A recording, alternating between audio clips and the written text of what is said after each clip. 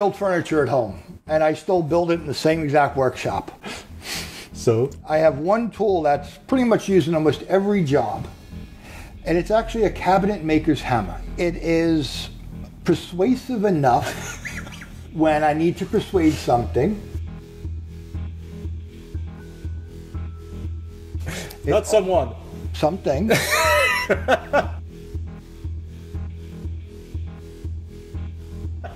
And it always yields excellent results. Yeah. And at the end of the project, whatever piece of furniture or what I'm working on, it always helps it come out beautifully.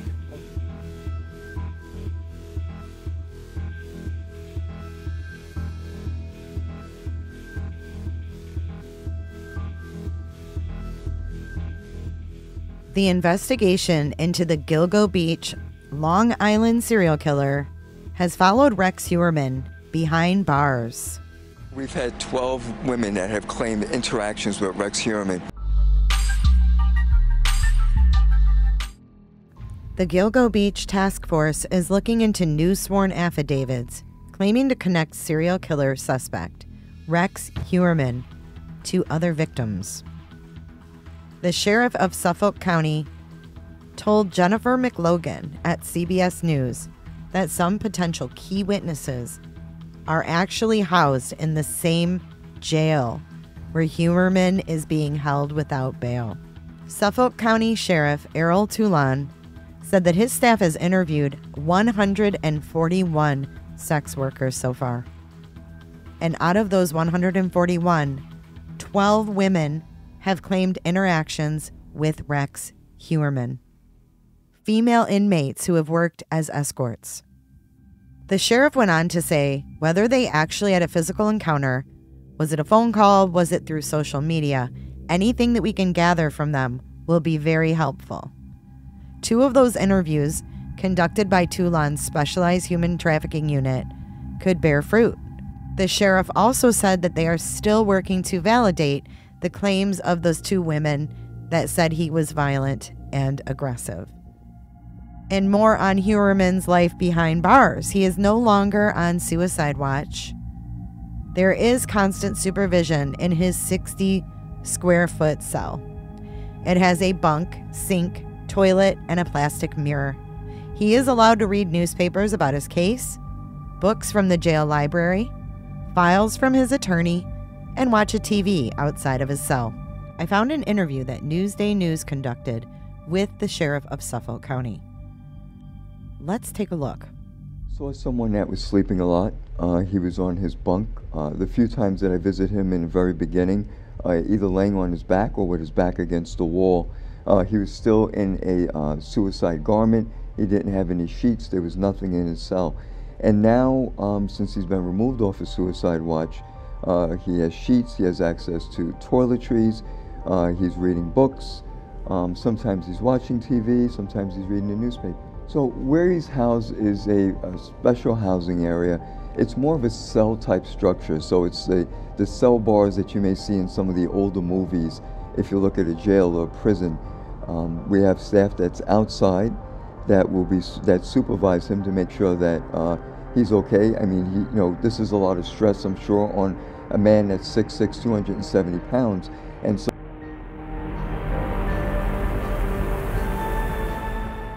if he should have some sort of medical emergency, at least not only do we have an additional camera that we put to monitor the housing side of Riverhead, there are bars throughout the entire facility, where if you look at our Yaphank facilities, more of a pod type structure, there are cell doors that open and close that has a glass that the correctional officer will look in.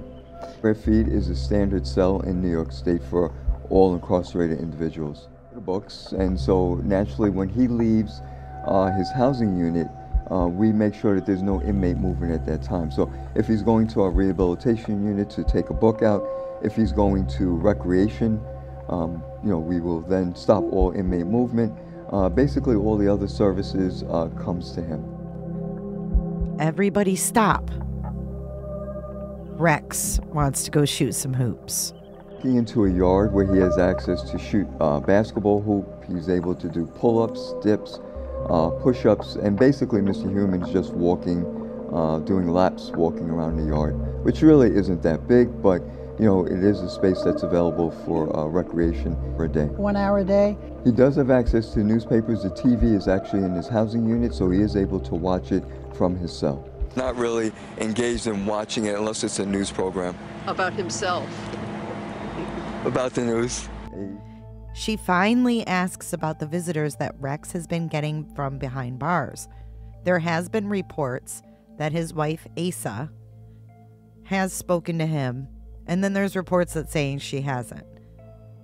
We hear from the sheriff that he has gotten a couple visitors.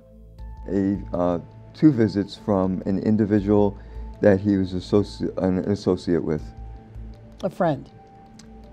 Yes. He would define as a friend, maybe. Well, I wasn't sure if I would define him as a friend, but I would define him as someone Mr. Heuermann would want to meet, because he has denied several other people from visiting him. Interesting that he says it's somebody that Mr. Heuermann would want to meet with versus deny, like the other ones that he talks about. Oh, well, you're getting ahead of me a little bit, because the question is, are people trying to get his permission to visit them? Is that the way it works? Yes, so an individual would register for a visit, and Mr. Heuermann would, like any other inmate, decide whether they want to accept or deny that visit. Has he been getting a lot of requests? Not that many. Not that many? In the very beginning, he did. He had about 4 or 5 requests that he denied. And who are the requests coming from? Media or some sort of, you know, I guess criminal justice or this fascination of these type of crimes that maybe someone wants to see if they can get in and talk to him. This kind of shocked me because I never thought that visitor lists were private. But apparently, in New York, maybe they are.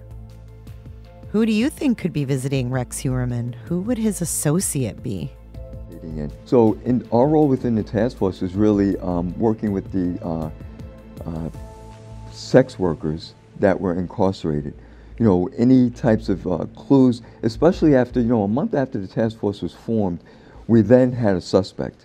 And so if we were interviewing sex workers who really were giving us information that maybe did not fit Rex Heuermann, you know, we knew who we were looking at, but we also had this information that we can now put on the side because we don't know if he committed all of these murders. And so we were able to at least create a database, not only of the sex workers, information that they were able to give us, and also any other potential individuals that, you know, we could possibly look at. So Rex became a suspect when? In 2022, around April or March, I believe. And really, you know, we did not come across any women that had any interaction with Rex Heuermann until after we had his picture in the papers. And so after we had his picture in the papers, then we were able to continue interviewing more sex workers, not only ones in our custody, former sex workers, and it's really expanded even further since he's been captured.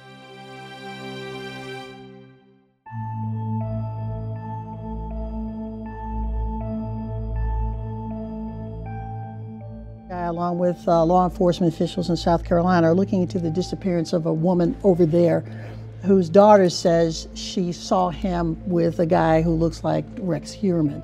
Are you guys involved in that in any way? Are they looking for your help in any way? So what we're doing, we started this year a correction intelligence center here in Suffolk County, and we've have now almost 40 partners across the United States, including some across the pond, from El Salvador to the UK to Australia. And what we're doing now is we're reaching out to those jurisdictions, their sheriff's offices, to see how we can work with their potential sex workers that are incarcerated and interview them, or have those jurisdictions interview the sex workers. Because what happens is sex workers arrested, they're with the police department 1-2 hours in a police precinct. But when they come to jail, they're with us for hours, days, weeks, maybe even years. And we have the opportunity to build a trust with them.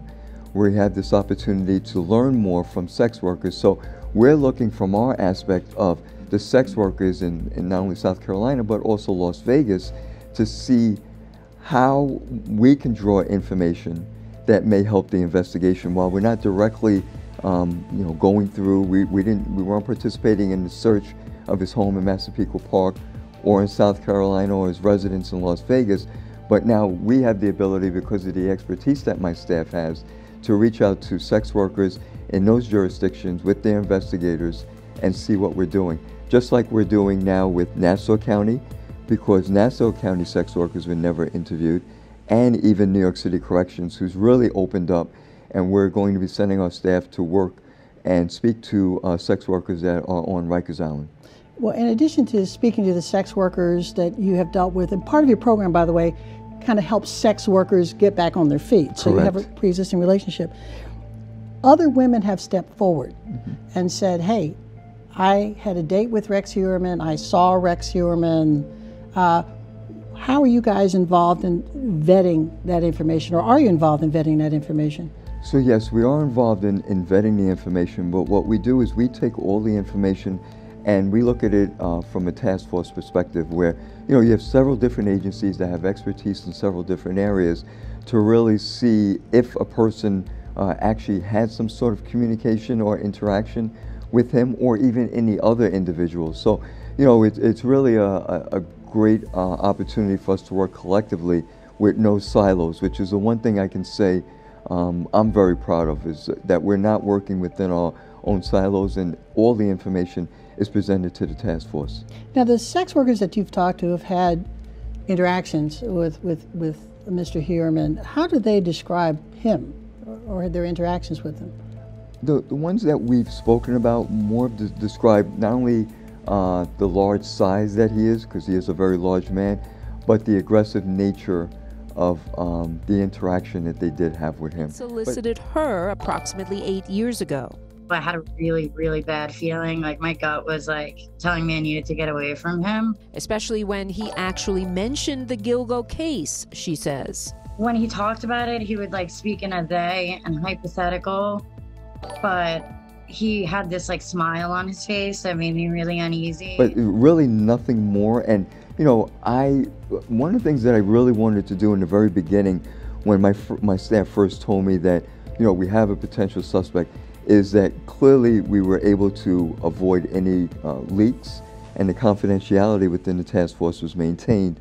And so I never knew Rex Heuermann's name until 6 weeks before I knew we were going to make an arrest. So I knew about his size, I knew where he worked, I knew where the location, I knew about the cell phone issues with the boxes in Massapequa Park and that in Manhattan. But in order for me also to avoid any conflict and any discussions, there were very few people in my own office that knew who Rex Heuermann was. You said aggressive. What did you mean by that in those interactions? And overly, these sex workers have engaged in many, many different acts with many different individuals. And so for them to feel that a particular person, outside of a particular fetish that may have, but was somewhat aggressive in the act themselves, is something how they describe. And I can't interpret for them, but they're in their area, in their line of work, when they say that someone was overly aggressive, with the many encounters that they may have had, unfortunately they would know if someone was a little bit over the top in the act that was occurring. In our last piece in this video, we're going to hear from the guy who interviewed Rex, that YouTuber that we watched. He was on CBS News 2, New York, and he was asked about this interview. Listen what he had to say. Bonjour Realty interviewed Heuermann about his work a year ago. What has this job taught you about yourself? I think it's taught me more about how to understand people. Really what stood out is his attention to details. He was very knowledgeable, very detail-oriented, a very large person. I still remember his handshake when we met. Very strong. Wow. A very strong handshake. It was like you were shaking like a very thick piece of marble. That's how strong his hand was. Human nature is fascinating because you never know who you have in front of you. It's very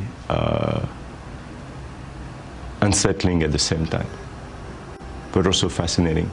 Sometimes I have to be the heavy framing hammer. The heavy framing hammer. Other times I'm the lightweight hammer just to nudge things along. All right, I guess it's a hammer. We got it. That's it, folks. That was Rex, owner, founder of RH Consultant. So if you have any building regulatory issues, please contact him. He's probably gonna solve. That concludes today's video about Rex Heuermann's life behind bars. A lot of information in this video. Let me know what you guys think of all of this information. The task force working with the sex workers. What do you think about that? Let me know. Keep the conversation going in the comments section below, and I'll see you in the next video.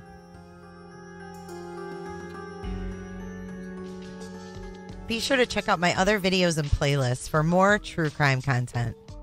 And if that's not enough, you can join our Patreon. Don't have a tinfoil hat? It's okay. We'll make you one.